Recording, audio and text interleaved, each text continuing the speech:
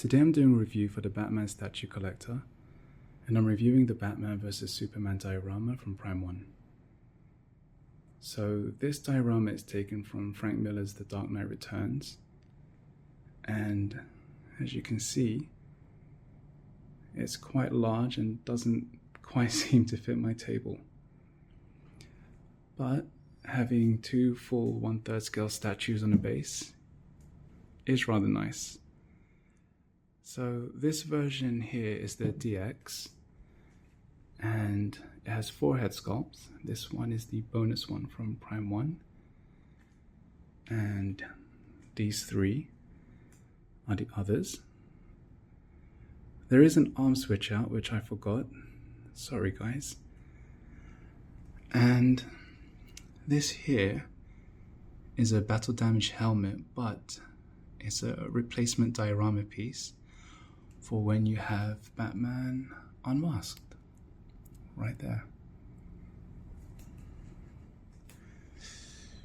Right, so from what I measured, the diorama is 37 inches across, 29.9 inches in depth, and 43.7 in height.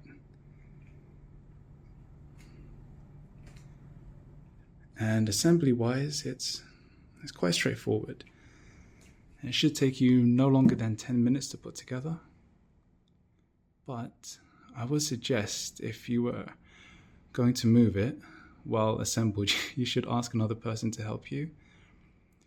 Otherwise, you're almost guaranteed a break. And that's from experience. You can definitely see Prime 1 took their time and effort with the sculpt and paint. I mean, even from the weathering of Batman's armor to the battle damage,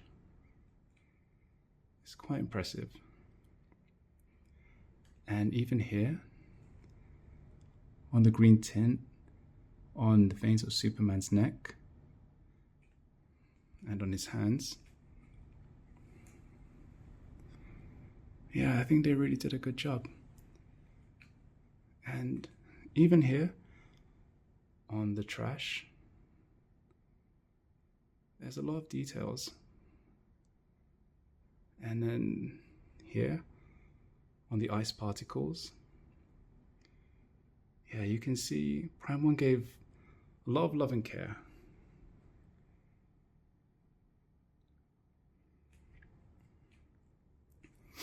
Now, there are definitely areas that you can see where Prime 1 put a lot of thought into. And I think it's quite clear here on the ice particles on Superman's legs and on his boots. It's so well done. It's really quite realistic. And I think that complements the environment, like of the diorama. Yeah, it's really well done. And then here, there's an indent on Superman's face, like from Batman punching him, of course. And the blood being drawn from his mouth, I think that makes it even more impressive. It's very, very detailed. And I think, well, I suppose it's good news. The capes are not heavy. Unlike the issues that we've had with the Batman Hush from the Batcave version, yeah, these are not heavy. These are much, much lighter capes. So hopefully, fingers crossed, no lean issues. So although it's quite impressive, there are some things that I suppose are worth mentioning.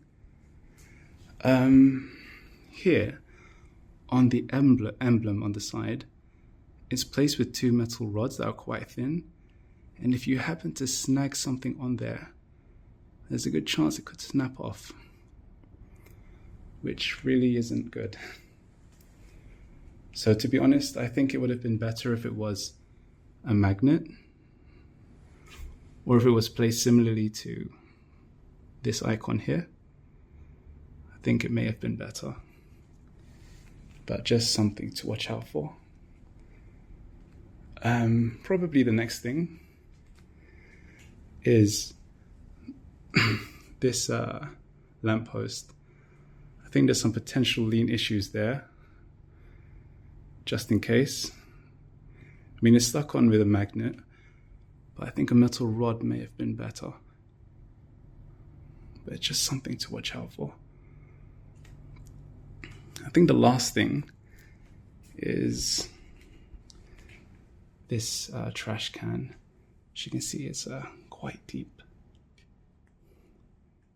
So, could be potential for like a home for a spider or some other insects. So hopefully not, but could be. So, is it worth it? I think it's great, I really do. But I'm a fan of The Dark Knight Returns, and I did enjoy Batman versus Superman. So for me, it was a no-brainer. But based on the price point, I think it's quite pricey. I mean, especially if you consider shipping and potential customs charges. I mean, there are other standalone options that are just as nice, but for a much better price. So, yeah, I think the price is the issue really. But overall, it is quite nice. I mean, I think it captures an iconic moment, and it's definitely a showpiece. It captures the attention of anyone who sees it. And I think it could gain a potential spot as a future grail. But we'll just have to wait and see. Anyway, guys, that's my quick review on the Batman vs. Superman diorama. All right, thank you, guys. Thank you, Chris.